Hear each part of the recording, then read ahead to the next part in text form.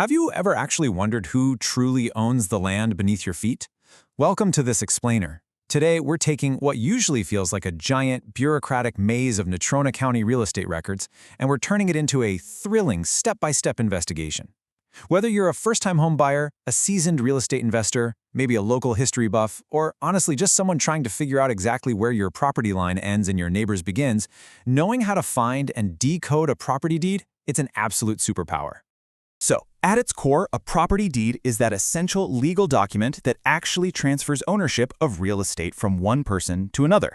But a deed doesn't just show you who owns it right now. It's like a giant puzzle. It holds the secrets to a property's history, hidden unpaid taxes, bizarre historical covenants, and exact boundary lines.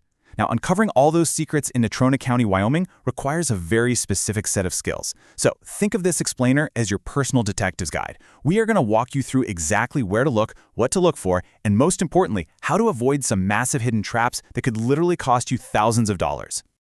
Okay, let's just quickly look at our roadmap for today. We'll start with the Land Records Labyrinth, then dive into navigating online deed databases, and then in-person courthouse searches. After that, maps and involuntary liens, followed by recording rules and fees, and we'll wrap it all up with a summary and legal disclaimer. All right, Section 1, the Land Records Labyrinth. The very first thing you've got to understand about Natrona County is that there is no single master file for a piece of property. To get the full picture, you have to piece it together from several decentralized county offices. For instance, the county clerk in room 157, they hold the legal custody of the actual deeds, mortgages, and easements. But listen, if you stop your search there, you are making a massive mistake. You also need to check with the county assessor in room 140 for property valuations and mapping. Plus, you absolutely have to visit the county treasurer down in room B32 to check for unpaid tax liens. Because if you buy a house with unpaid taxes, well, congratulations, that is now your debt. And finally, you'll need the clerk of district court in room 100 to check for hidden civil judgments or probate issues that might legally attach to that property. Moving right along to Section 2, navigating online deed databases. So, you might be wondering, can't I just look all this up online? Well, yes and no. Natrona County has brought a ton of records online, but the system is split into two very distinct historical eras. For modern deeds, basically from June 1st, 1994 to the present, you're going to use a platform called iDocMarket. For historical deeds going way back to 1890, you use the ArchiSearch portal. But check out this timeline. There is a massive digital image blind spot between January 1st, 1979 and January 10th, 2001. For that entire 22-year gap, the digital images are mostly just missing online, which means you have to go do manual physical retrieval at the courthouse. Also, keep in mind that while searching the basic index data online is totally free, actually viewing or downloading those historical documents is not. For the pre-1994 documents on ArchiSearch, you have to buy into a fee-based subscription. It's $10 for a 24-hour single-day pass, $50 for a week, all the way up to $1,200 for an annual pass. But here's where it gets a little scary. This is probably the most dangerous trap in this entire process. If you pay your $10 and you only search online for those pre-1994 records, you are going to completely miss major encumbrances. The ArchiSearch historical database explicitly excludes mortgages, releases of mortgages, powers of attorney, and, this is a big one, federal and state tax liens. Just imagine inheriting or buying a gorgeous historic home only to find out there's a massive unresolved tax lien from 1985 that never even showed up on your online search. Which brings us to Section 3, in-person courthouse searches. Because of those terrifying digital blind spots we just talked about, doing a complete title search from the comfort of your couch just isn't going to cut it. You literally have to hit the pavement. So here's your physical workflow. You'll start in room 157, the clerk's office, digging through physical tract books and microfilm to find those missing gap year deeds. Next, you march right down to room B32, the treasurer's office. In Natrona County, property taxes are due in 2 installments, November 10th and May 10th. You have got to verify those are fully paid. Finally, head to room 100, the district court. For just a $10 search fee per name, the clerks will check for hidden civil judgments or probate issues. And honestly, $10 is an incredibly small price to pay to uncover a hidden lawsuit that's secretly tied to your land. All right, Section 4, maps and involuntary liens. Now, before you start digging through those massive index books, you need to know exactly which parcel of land you're even looking at. You'll likely use the assessor's online property search to find the parcel ID. But here is an insider tip that is going to save you hours of pulling your hair out. The county database syntax is super picky. If you type in West 15th Street, the system will probably just spit back an error. You actually have to drop those directional prefixes and street designators. Literally just type 15th alongside the house number, and boom, you'll find what you're looking for instantly. Once you pull up the maps, here's something pretty wild.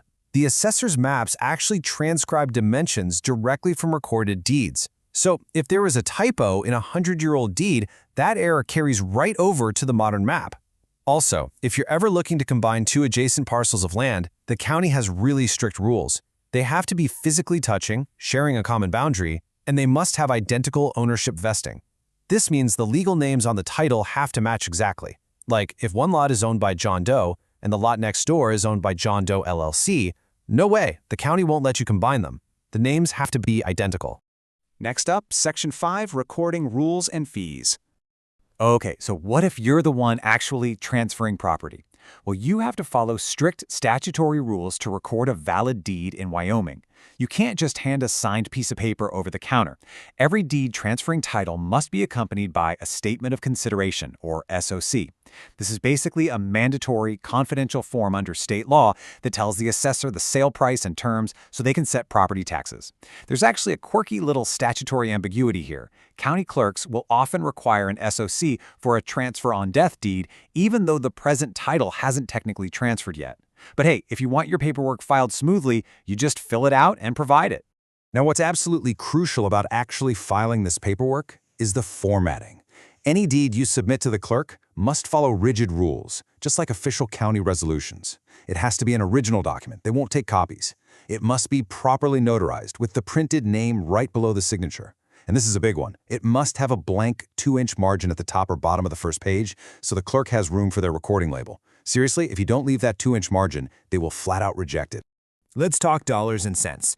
Recording your new deed comes with some specific costs. The base fee for a standard real estate recording is $12 for the first page and $3 for every page after that. Survey maps will run you $50. But get this, there is a surname surcharge. This is such a peculiar Wyoming quirk. If your document has more than 5 grantours or grantees listed, you are charged an extra $1 for every single additional name. Finally, Section 6, Summary and Legal Disclaimer. Let's pull the whole shebang together and distill all this complex administrative stuff into a foolproof methodology. Step 1. Run a geospatial query on the assessor's site to get your exact parcel ID. Step 2. Search the modern chain of title on iDoc Market back to 1994. Step 3. Use ArcaSearch for the historical index for anything before 1994. And Step 4. You must physically verify the records at the courthouse to check for those digital gap years, missing historical mortgages, and civil judgments. The main takeaway here? Relying solely on the internet is going to leave some very dangerous blind spots in your title search. Now, as much fun as we're having, I do have to drop a quick legally savvy disclaimer here. This explainer is purely an informational guide. It is not legal advice. Real estate law is incredibly nuanced, and local procedures and fee structures absolutely change over time. So while you now have this fantastic blueprint to kickstart your own research, remember that complex encumbrances, clouded titles, and tricky boundary disputes really do require professional legal counsel and certified land surveyors. But with all that said, you are now officially equipped with the knowledge of a true property detective. You know the exact rooms to visit, the weird quirks of the online search syntax, and the blind spots that pretty much everyone else misses. So I've got to ask, what secrets are hiding in the chain of title for your property? I highly encourage you to go check the map, look up a deed, and start your very own historical investigation today. Thanks so much for joining us for this explainer, and happy hunting!